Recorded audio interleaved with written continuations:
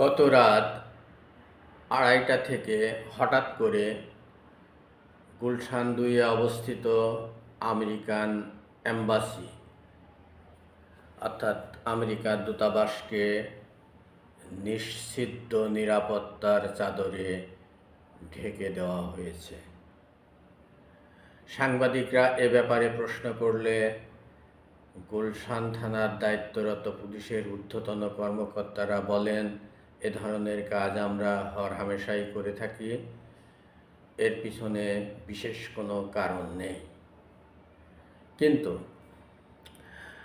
সাংবাদিকরা এটা জানতে পেরেছেন যে রাত 2:30টায় বিশেষায়িত সোয়াত team, counter terrorism and transnational crime CTTC team এবং বোম ডিসপোজাল ইউনিট এবং পুলিশের বাড়তি নিরাপত্তার চাদরে দূতাবাসটাকে ঢেকে দেওয়া হয়েছে।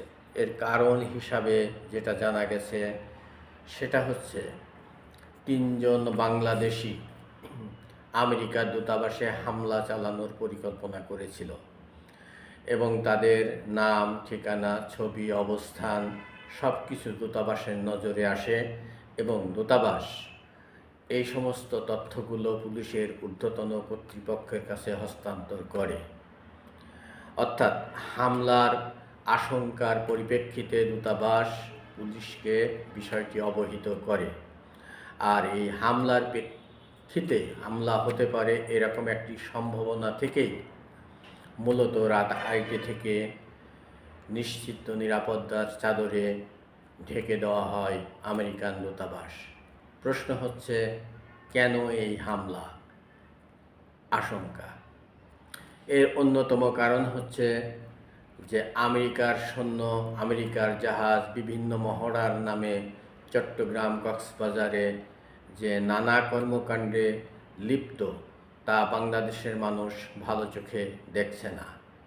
একই সাথে আরাকান সহ মায়ানমারের আরেকটি রাজ্য, পার্বত্য চট্টগ্রামের 3টি এলাকা, 3 পার্বত্য চট্টগ্রাম এবং কক্সবাজার ও সেন্ট মার্টিন সহ আমেরিকার যে আলাদা একটি রাজ্য করা, রাষ্ট্র গঠন করা অথবা সামরিক স্থাপনা নির্মাণ করা যে গুঞ্জনটি বাংলাদেশের রাজনৈতিক অঙ্গনে রয়েছে তা নিয়ে মানুষের ভিতরে চরম অসন্তুষ্টির সৃষ্টি হয়েছে এবং সাধারণ মানুষ এটা মনে করছে যে শেখ হাসিনা দিয়ে এই কাজগুলো সফল হতে না পেরেই তারা একটি ব্লু প্রিন্টের মাধ্যমে একটি নির্বাচিত সরকারকে উৎখাত করে। যদিও এই আন্দোলনটি কোটা আন্দোলন ছিল, পরবর্তীতে তা এক দফা আন্দোলন অর্থাৎ সরকারের পদত্যাগ আন্দোলনে পরিণত হয় এবং যারা রাষ্ট্র ক্ষমতায় আসে তারা আমেরিকার মদতপুষ্ট এবং আমেরিকার এজেন্ডা বাস্তবায়নের জন্যই তারা রাষ্ট্র ক্ষমতায় আসছে এবং তার পরবর্তীতেই দেখা যাচ্ছে যে সেন্ট মার্টিনে বাংলাদেশিদের যাওয়া নিষিদ্ধ, কক্সবাজার, পার্বত্য চট্টগ্রামে একটা অরাজকতা বিরাজ করছে, অস্বাভাবিক পরিস্থিতি তৈরি হয়েছে। এই সব কিছু মিলিয়ে এর পিছনে বাংলাদেশের মানুষ আমেরিকাকে দায়ী করছে। আর এই দায়ীর বোধ থেকেই আমেরিকা দূতাবাসে সম্ভবত কোনো গোষ্ঠী হামলার পরিকল্পনা করে থাকতে পারে। আমেরিকা যে কাজটি সবসময় করে থাকে সিরিয়াতে, লেবাননে, তারপরে আপনার আফগানিস্তানে, ইরাক, ইরানে যে সমস্ত কাজগুলো করেছে তাদের প্রয়োজনে তারা কাউকে সৃষ্টি করে, সাদ্দাম হোসেন, লাদেন এদের মতো কাউকে সৃষ্টি করে।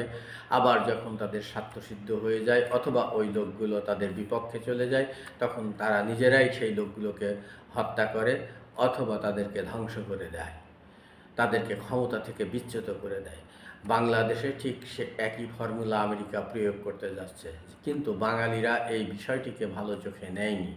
আর না নেওয়ার পরিপ্রেক্ষিতেই হয়তোবা আমেরিকা দূতাবাস নিরাপত্তাহীনতা বোধ করেছে এবং বাংলাদেশের পুলিশের ঊর্ধ্বতন কর্তৃপক্ষকে জানানোর পর পুলিশ এ ধরনের উদ্যোগটি গ্রহণ করেছে বলে আমাদের ধারণা।